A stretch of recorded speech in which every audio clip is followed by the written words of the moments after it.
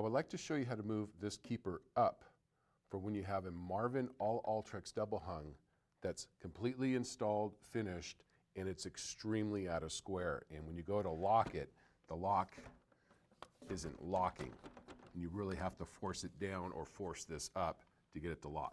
So I'm going to show you how to move that up safely so you can lock your window. Let's get started. And when you close the window, you got a big gap here and a tight gap there, and you can't lock your window. So we saw the gap at the top, and the gap at the bottom looks like this, where it's the opposite, touching here. And we got a bigger gap here, and you can't lock your window. This is what it looks like when you can't lock it. You're trying to push down, push up, and it doesn't want to lock. First, we're going to go ahead and open the bottom sash at least 3 or 4 inches, and then we're going to move these little tabs in like this, and then we're going to lay the sash completely flat, and then we're going to lift it straight up and then take it out. Now I'm going to go ahead and take a pencil, and I'm just going to draw and trace around this just to give you guys a visual of how much we can move this.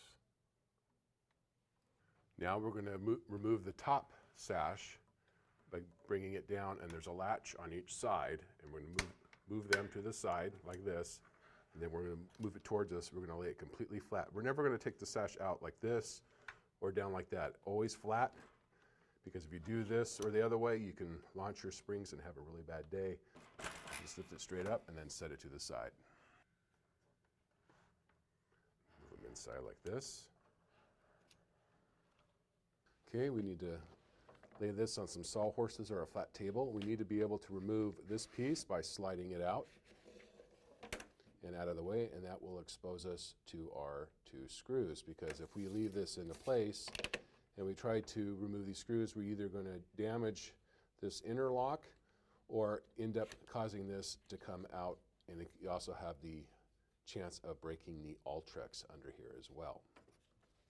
Now we can remove our screws. Now, if the window is installed or you have it tilted at an angle, say if this was a gliding window and you took both of these screws out, there's a backer plate in here that's aluminum.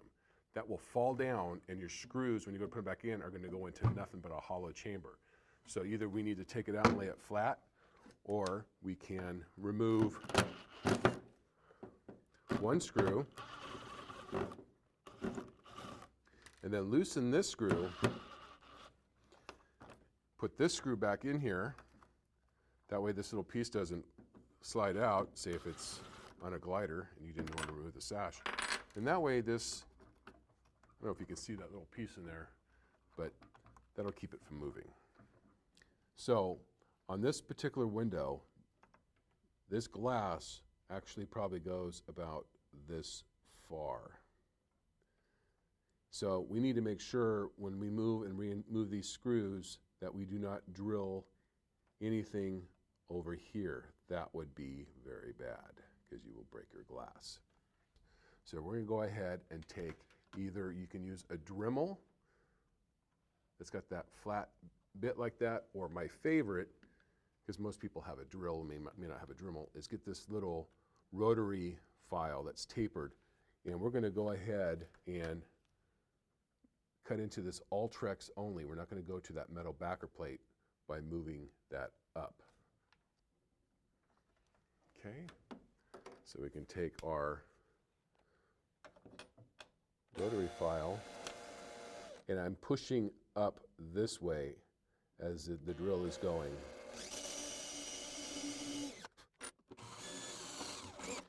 And it's okay if the hole's a little bigger, because when you tighten this down and tighten the screws, it's not going anywhere. But I wanted you to be able to really see that backer plate. Okay, I'm going to go ahead and move the screw over here. You really don't have to, but I do, just so I want to see that. We'll go ahead and use the Dremel this time, since some of you may have a Dremel.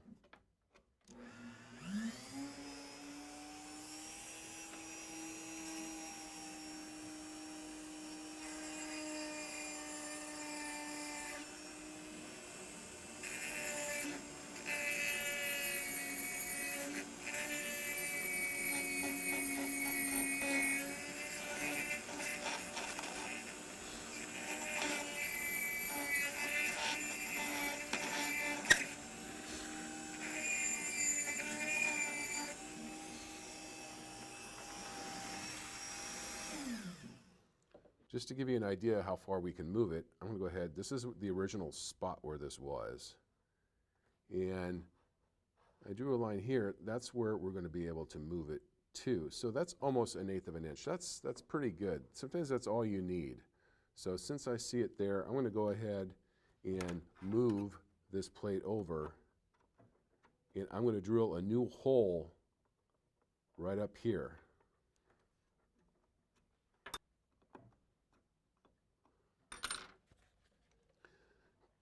Okay, I'm going to take my 7/64 inch drill bit, and I'm going to go ahead and drill a pilot hole here.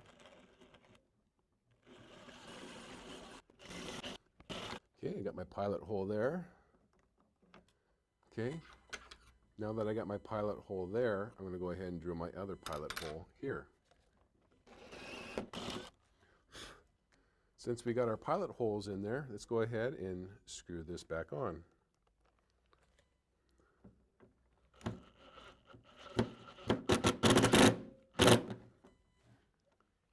Go ahead and put in our second screw.